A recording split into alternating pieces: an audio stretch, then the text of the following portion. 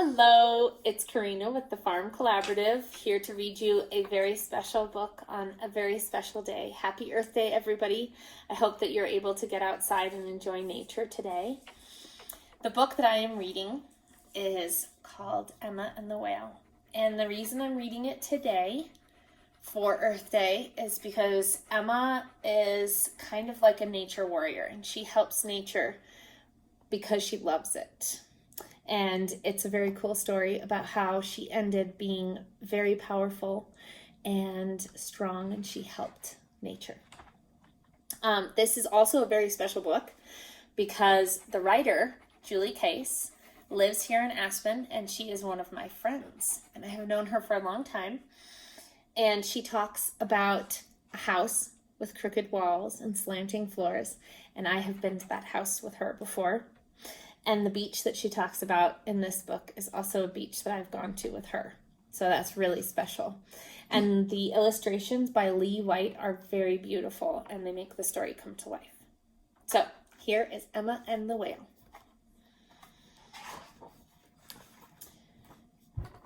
The old house where Emma lived had crooked walls and slanting floors, but Emma didn't mind.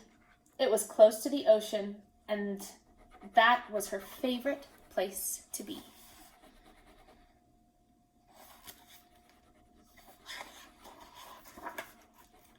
After school, Emma always took her dog Nemo to play at the beach. They combed the shore for shells and stones and sea glass. At low tide, that's when they found the best treasures. Sometimes Emma saw whales in the water. Sometimes she saw dolphins, and once a loggerhead turtle. She liked to picture an ocean teeming with life, with no balloons or bottles spit to shore.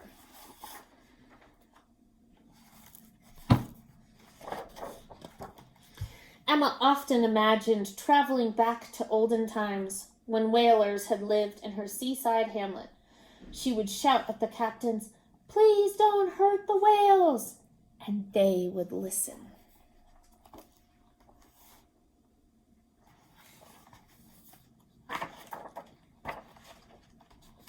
One foggy day, Emma grabbed a small bucket because the tide was low and her green jacket because she thought it might rain.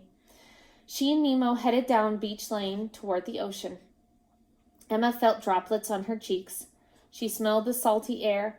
The sea and the sky swirled together as she skipped past the misty dunes to the shoreline.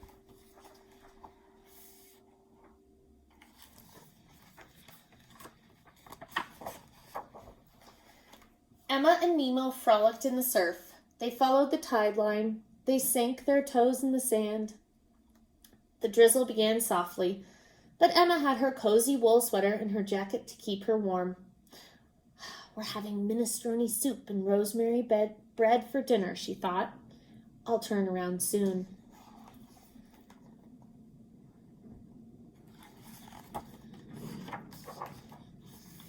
One summer long ago, Emma and her friends had lined up to run across a great gray log that had washed ashore. When Emma had closed her eyes, she would become a tightrope walker, the first to cross the sea. Every so often, a new log would arrive, maybe from down the street, maybe from the Bahamas or the Azores. Nemo started barking. That's so unlike him, thought Emma.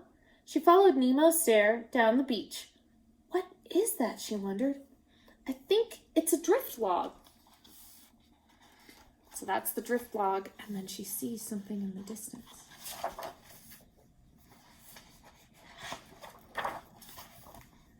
Then she realized it's not a log, it's a whale.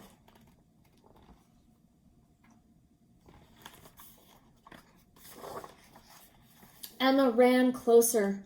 "I'm not going to hurt you," she whispered, kneeling down. The whale stretched across the sand, a dark body, tail, flippers, and pectoral fins. Emma looked at its big black eye. The wide-eyed whale stared back. "You must be a baby. I'm a friend. I will help you." "Thank you," the whale's voice sounded in her head. "Did you just speak to me?" "I did," Emma felt the whale reply. So she's communicating with the whale.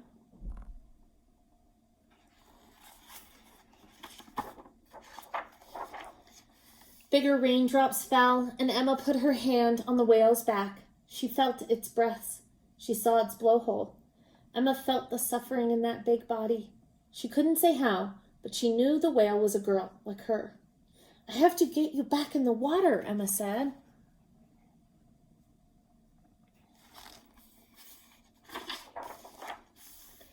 Emma and the whale watched as waves arrived on shore, uncurled, and swept back to sea. "The ocean never stops," Emma marveled. So she's taking her bucket and she's putting water on the whale.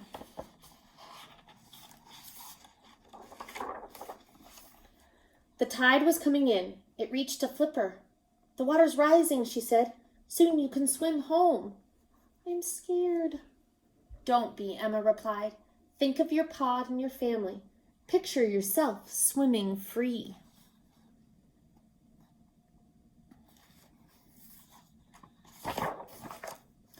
She touched the little whale.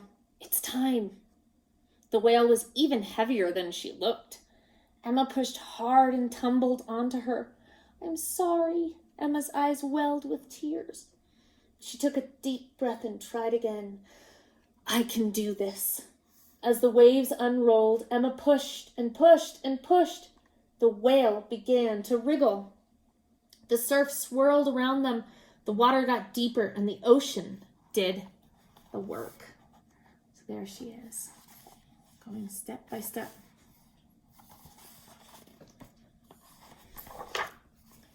A few more pushes, and the whale slipped past Emma and ducked under a wave. She was beyond the break, over the sandbar, and out to sea.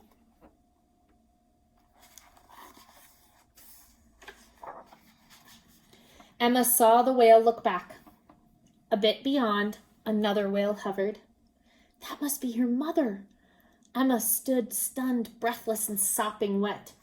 She watched the whales swim off together. "Goodbye," she called. "Goodbye, goodbye, goodbye," the whale's song rang. So there's Emma and Nino way up here. There are the whales.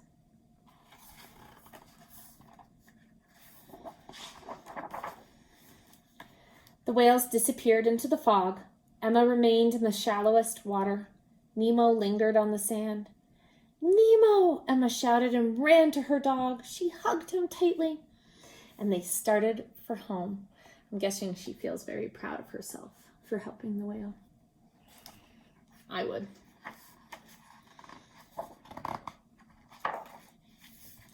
That night, sleep came easily, and Emma dreamed of the whale. Her legs wrapped around the whale's big back. They sailed through turquoise waters, beside pink sand beaches. Emma gripped the whale's back with her knees. Her hair was loose, her arms reached out, and she was laughing. The end. Happy Earth Day. I hope you all have a wonderful, wonderful day, and you take today to think about what you're grateful for and what you love about nature.